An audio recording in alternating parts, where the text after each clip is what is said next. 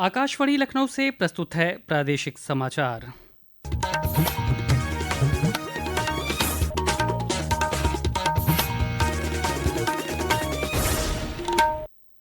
मुख्य समाचार। प्रधानमंत्री नरेंद्र मोदी कल स्मार्ट इंडिया हैकेथॉन के युवा प्रतिभागियों से करेंगे संवाद। प्रदेश के 4 केंद्र समेत देश भर के 51 सेंटर्स पर होंगे कार्यक्रम। मुख्यमंत्री योगी आदित्यनाथ ने गोरखपुर में महाराणा प्रताप शिक्षा परिषद के 92वें संस्थापक सप्ताह समापन समारोह में की शिरकत। कहा, युवा पीढ़ी मोबाइल पर अत्यधिक समय बिताने से बचे। राष्ट्रीय जांच एजेंसी एनआईए की विशेष अदालत ने आज लखनऊ में हिजबुल मुजाहिदीन के आतंकी को सुनाई आजीवन कारावास की सजा।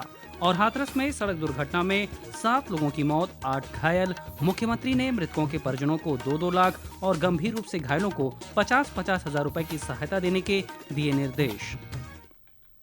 नमस्कार, प्रदेश के समाचारों के साथ मैं शैलेंद्र और अब समाचार विस्तार से। प्रधानमंत्री नरेंद्र मोदी कल शुरू हो रही स्मार्ट इंडिया हैकाथॉन के युवा प्रतिभागियों से वीडियो कॉन्फ्रेंसिंग के माध्यम से बात करेंगे। ये इस कार्यक्रम का 7वां संस्करण होगा, जिसका उद्घाटन केंद्रीय शिक्षा मंत्री धर्मेंद्र प्रधान वर्चुअल माध्यम से करेंगे। ये कार्यक्रम देश भर के 51 केंद्रों में शुरू होगा, जिनमें लखनऊ, गौतम बुद्ध नगर और मेरठ के विश्वविद्यालय और कॉलेज भी शामिल हैं। इस कार्यक्रम में लगभग 1300 टीमें हिस्सा लेंगी। यह हैकाथॉन एक राष्ट्रव्यापी पहल है, जिसका उद्देश्य छात्रों को दैनिक जीवन में आने वाली गंभीर समस्याओं को हल करने के लिए एक मंच प्रदान करना है। मेरठ के शोभित विश्वविद्यालय को इस आयोजन के केंद्र के रूप में चुना गया है। विश्वविद्यालय के कुलाधिपति कुंवर शेखर विजेंद्र ने कहा कि स्मार्ट इंडिया हैकाथॉन प्रधानमंत्री की दूरदृष्टि का हिस्सा है, जिसका उद्देश्य छात्रों को नवाचार और समस्याओं के समाधान के लिए प्रेरित करना है। पूरे देश से 28 टीमें यहाँ पर आएंगी, जो 12 राज्यों से होंगी। आईआईटी मुंबई से लेकर केरल के बहुत दूर तक के कॉलेजों से ये वो टीमें हैं जिनका सिलेक्शन हजारों टीमों के बीच में से हुआ है। Ministry of social justice and empowerment द्वारा 5 प्रॉब्लम्स के सॉल्यूशन के लिए इस नोडल सेंटर को चुना गया है। हमारे लिए गर्व की बात यह है कि देश के 51 में से एक सेंटर मेरठ भी है। इस हैकाथॉन में 5 प्रॉब्लम्स पे काम किया जाएगा और जिसके विजेताओं को 1-1 लाख रुपए की राशि पुरस्कार स्वरूप दी जाएगी। जेवर के नोएडा इंटरनेशनल एयरपोर्ट पर कल पहला विमान सफलतापूर्वक उतारा गया। हवाई अड्डे की तैयारी के परीक्षण की दिशा में ये एक महत्वपूर्ण कदम था। ये परीक्षण 15 दिसंबर तक जारी रहेंगे। प्रधानमंत्री नरेंद्र मोदी ने सोशल मीडिया पर एक पोस्ट में कहा कि निर्माणाधीन नोएडा अंतर्राष्ट्रीय हवाई अड्डा राष्ट्रीय राजधानी क्षेत्र और उत्तर प्रदेश में यातायात संपर्क को मजबूत करेगा और इससे लोगों को काफ़ी आसानी होगी। श्री मोदी ने कहा कि उनकी सरकार ये सुनिश्चित कर रही है कि आम लोगों के लिए उच्च गुणवत्ता वाले बुनियादी ढांचे का निर्माण हो। मुख्यमंत्री योगी आदित्यनाथ ने आज गोरखपुर में महाराणा प्रताप शिक्षा परिषद के 92वें संस्थापक सप्ताह समारोह की अध्यक्षता की। कार्यक्रम में नोबेल पुरस्कार विजेता कैलाश सत्यार्थी भी मुख्य अतिथि के रूप में मौजूद रहे। इस अवसर पर मुख्यमंत्री ने आज की पीढ़ी के मोबाइल फोन के इस्तेमाल पर चिंता जताते हुए कहा कि युवा पीढ़ी मोबाइल पर अत्यधिक समय बिताने से बचे। हम टेक्नोलॉजी से भाग नहीं सकते, लेकिन याद रखना, तकनीक मानव के लिए है, मानव तकनीक के लिए नहीं है। हम तकनीक को अपने अनुसार संचालित करें, हम तकनीक के अनुसार संचालित न हो, एक इस बात पर जरूर ध्यान देना। दूसरा, इस बात पर ध्यान देने की आवश्यकता है, खासतौर पर आज के युवाओं के लिए। हम अक्सर देखते हैं, एक तो ज्यादातर माँ बाप ने अपने बच्चों को मोबाइल फोन दे दिया है। उसका अगर इस्तेमाल आपके लिए उपयोगी है तो करिए, अन्यथा उसको अपने घर में रखिए, सुरक्षित रखिए। आपके समय का एक बड़ा समय आपका स्मार्टफोन खा जा रहा है। इस मौके पर श्री कैलाश सत्यार्थी ने कहा कि शिक्षा, कौशल और अनुभव अगर व्यक्ति के खुद के विकास के प्राप्त कर रहा है तो वो अधूरा है। उन्होंने कहा कि हजारों साल पहले हमारे ऋषियों ने साथ चलने, साथ बढ़ने का मंत्र दिया था। सामूहिकता और सार्वभौमिकता का संदेश हमारे ऋषियों ने दिया है। हम लगातार उससे विमुख होते चले जाते हैं। हम कभी पश्चिम की तरफ देखते हैं, कभी पूरब की तरफ देखते हैं। भारत माता के लाडले सपूतों, अपने अंदर झांक कर देखो, जो समृद्धि हमारे अंदर भरी है, जो सामर्थ्य हमारे अंदर हमारे ऋषियों ने भरा है, जो हमारे डीएनए का हिस्सा है, हमारे रक्त की बूंद बूंद में जो चीज भरी है, अगर हम उसे पहचान जाएंगे तो हमें किसी के आगे हाथ फैलाने की जरूरत नहीं पड़ेगी। राष्ट्रीय जांच एजेंसी एनआईए की लखनऊ स्थित विशेष अदालत ने आज हिजबुल मुजाहिदीन के एक आतंकी को आतंकी साजिश मामले में आजीवन कारावास की सजा सुनाई है। असम के होजाई जिले के कमरूद जमान को देश और प्रदेश के कई हिस्सों में आतंकी हमले करने की आपराधिक साजिश में दोषी करार देकर विशेष अदालत ने जेल भेज दिया है। एनआईए ने जांच में पाया था कि आरोपी कमरूद जमान ने सह आरोपियों के साथ मिलकर भारत सरकार के खिलाफ युद्ध छेड़ने की आपराधिक साजिश रची थी। परिवहन निगम के 15,000 कर्मचारियों का महंगाई भत्ता 8% बढ़ा दिया गया है। अभी तक उन्हें 38% महंगाई भत्ता मिल रहा था, जो बढ़कर 46% कर दिया गया है। परिवहन मंत्री दयाशंकर सिंह ने कहा कि महंगाई भत्ता बढ़ने से परिवहन निगम पर करीब 5 करोड़ रुपए का अतिरिक्त भार आएगा। ये समाचार आप आकाशवाणी लखनऊ से सुन रहे हैं। ताज़ा समाचार जानने के लिए आप हमारी वेबसाइट newsonair.gov.in पर लॉगिन कर सकते हैं। इसके साथ ही आप प्रादेशिक समाचारों का ये बुलेटिन हमारे YouTube channel news on AIR Lucknow पर भी सुन सकते हैं।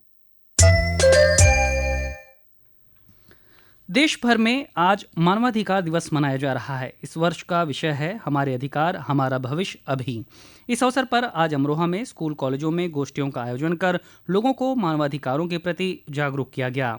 शामली में विश्व मानवाधिकार दिवस पर एसपी शामली रामसेवक गौतम ने पुलिसकर्मियों को मानवाधिकारों, कर्तव्यों और समानता का पालन करने की शपथ दिलाई।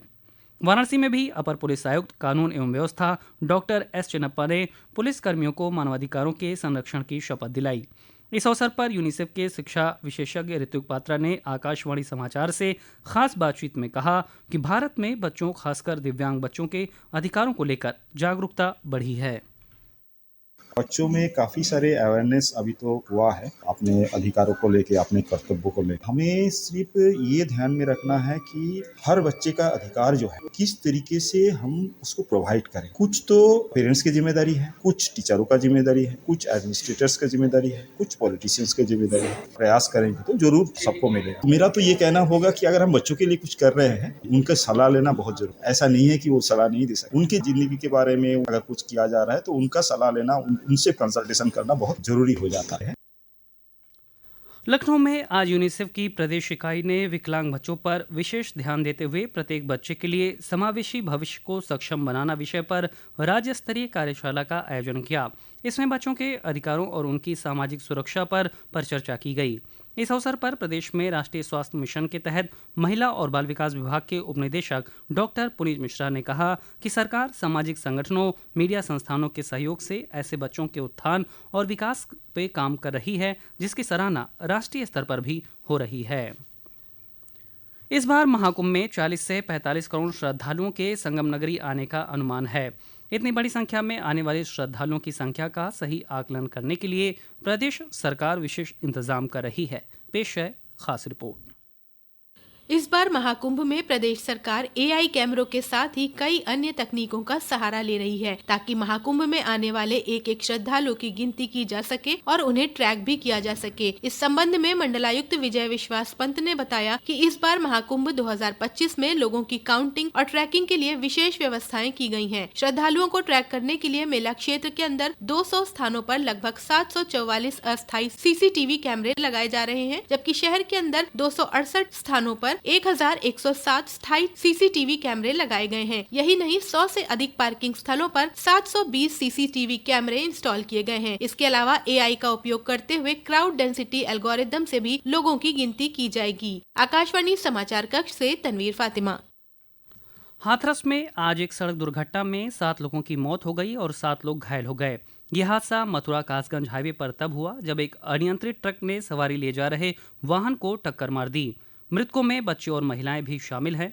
मुख्यमंत्री योगी आदित्यनाथ ने मृतकों के परिजनों को 2-2 लाख और गंभीर रूप से घायलों को 50-50 हजार रुपए की आर्थिक सहायता उपलब्ध कराने के निर्देश दिए हैं।